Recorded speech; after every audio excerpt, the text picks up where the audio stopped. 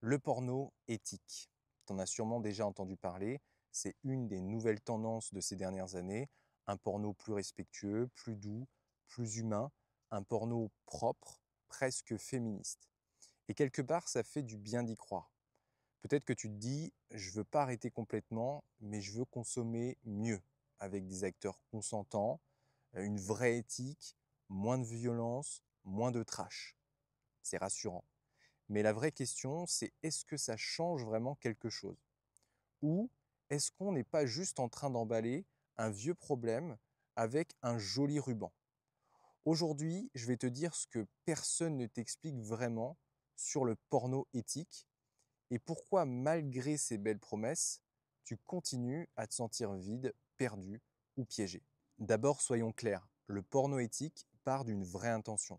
Respect du consentement, conditions de tournage plus saines, rémunération équitable, mise en avant du plaisir féminin, esthétique plus réaliste. Et franchement, c'est logique que ce soit quelque chose qui attire. Parce qu'on est dans un monde qui est saturé de violence et d'exploitation. Donc on veut quelque chose de plus clean. Alors tu te dis peut-être, bah ouais, c'est pas le porno le problème, c'est la manière dont il est produit.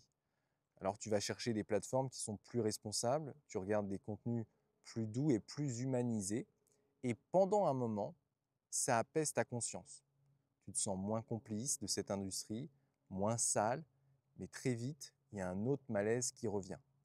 Parce que malgré l'éthique, ça reste du porno. Et le vrai problème, il n'est pas que dans la production, il est aussi dans l'usage.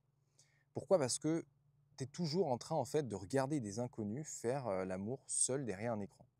Tu es toujours dans une posture passive où tu consommes sans donner. Tu es toujours dépendant d'un stimulus visuel pour ressentir quelque chose. Tu es toujours en train de fantasmer sur des scénarios irréels pour combler un vide. Et surtout, tu es toujours en train de chercher à l'extérieur quelque chose qui devrait se construire à l'intérieur de toi, de l'intimité, du plaisir. Un rapport sain à ton corps et à celui des autres. Même si c'est filmé avec de la bienveillance, ce que tu vis, c'est toujours une dissociation. Tu te déconnectes de toi pour te connecter à une image.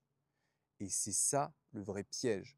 Le porno éthique, c'est un peu comme boire du vin bio tous les soirs en espérant que ton foie te dise merci. C'est peut-être moins pire, mais c'est toujours une fuite. Et surtout, ça reste addictif. Ton cerveau ne fait pas la différence. Il voit des images sexuelles, il sécrète de la dopamine et il en redemande encore et encore. Alors maintenant, pose-toi cette question. Pourquoi est-ce que j'ai besoin de ces images? Est-ce que je cherche vraiment du plaisir ou est-ce que je cherche à fuir quelque chose? Ma solitude, mon stress, mon vide intérieur, ma fatigue émotionnelle? Parce qu'en réalité, le porno éthique devient souvent un alibi, un moyen de te dire oh, je ne suis pas addict, je suis juste sélectif dans les contenus que je regarde. Mais en fait, tu ne changes pas le fond, tu changes juste l'emballage. Et si le vrai problème, en fait, c'était pas le manque d'éthique, mais le besoin lui-même.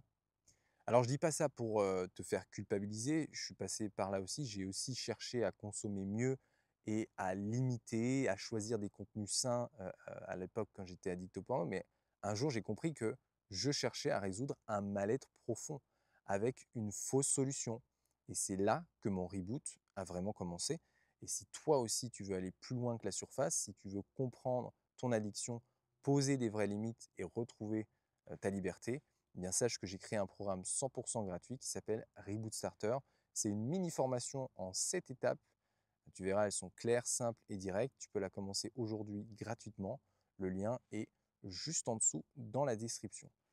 Et crois-moi, tu n'as pas besoin de porno plus propre. Tu as juste besoin de reprendre le contrôle de la pornographie de manière générale et de retrouver ta liberté face à cette dépendance. Merci d'avoir regardé cette vidéo jusqu'à la fin et à très bientôt.